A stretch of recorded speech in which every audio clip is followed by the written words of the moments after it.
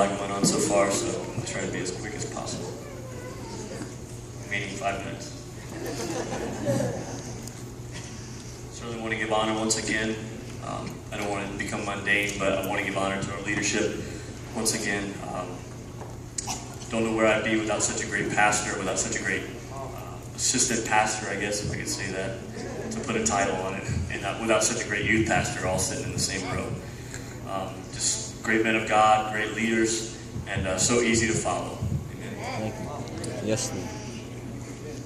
Well, tonight I want to give you a title about what I want to say, because I want you to be prepared for what I'm going to say. But the title is 3 words, and it's I am nothing. And it's oversaid and overstated a lot. But I believe that those 3 words, when you say them and you mean them, can do a whole lot more than just inspire people to worship God or inspire people to lift up God. But those 3 words can really hit home if you really mean what you're saying.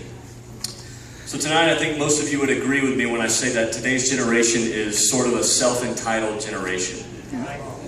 And I believe that a lot of our young kids, and I even catch it myself at times, expecting things that I haven't worked for. And expecting things that I haven't put in effort for. Like I'm somebody or something. Like it's mine for the taking. Like it belongs to me. It's really mine because I didn't really work for it, but it's just entitled to me because I'm somebody. I just want to tell you tonight that I'm nothing. That's kind of what the rich and famous and the important people say sometimes, isn't it? When they're denied access to some exclusive event, they say, "Don't you know who I am?" Anybody ever said that? Don't you know who I am, or thought about saying that? Don't you know who I am? That's what those who demand respect but don't earn it say, isn't it? Don't you know who I am?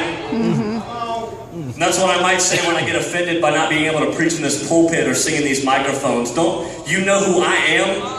I'm God's gift to the earth. I'm a blessing just to be around. I'm important. Even if it doesn't come out of your mouth, you just might mean it with your heart. And I'm here to let us know tonight that we are nothing, and you're nothing, and I'm nothing. And even if you think you're important, I don't mean to burst your bubble, but you're not anything. Come on. I know it's not a great motivational speech. I know it's not something that'll get a lot of claps, but I believe it's needed in some of our lives. In John 3:27, John answered the Jews and his disciples, saying, "A man can receive nothing except it be given him from heaven."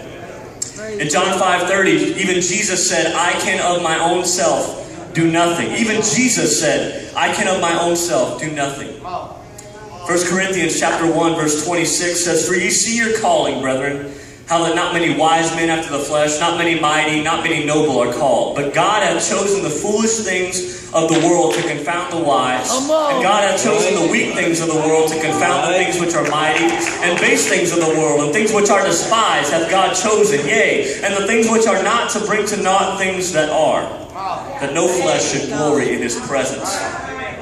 The NLT translate verse 28 as, "God chose things despised by the world, things counted as nothing at all, to bring, and use them to bring to nothing what the world considers important." Let me say that one more time. God chose things despised by the world, things counted as nothing at all, and used them to bring to nothing what the world considers important. Genesis 2, and I'm finishing up. Genesis 2 says that God created man out of the dust of the earth, out of dust. And without him breathing into us, we're just a bunch of dirt. But then God breathed into nothing in that same verse and made him something. Right. I'm so thankful that God made me something. Yes. I wonder if I got anybody that would say, "I was nothing, but God made me something." Without him, I'm just dirt. I'm just a pile of dirt on the ground. But he breathed into me, and now I'm a living soul. Now I'm alive. Now I have some meaning to my life. Because without God breathing into me, I am nothing at all. And I'm here tonight to help us raise a banner in our lives. And I'm here tonight to help us lift that banner high to God, to the church, and to the whole world. And that reads in big and bold font, "I am nothing, but he is everything." Yes.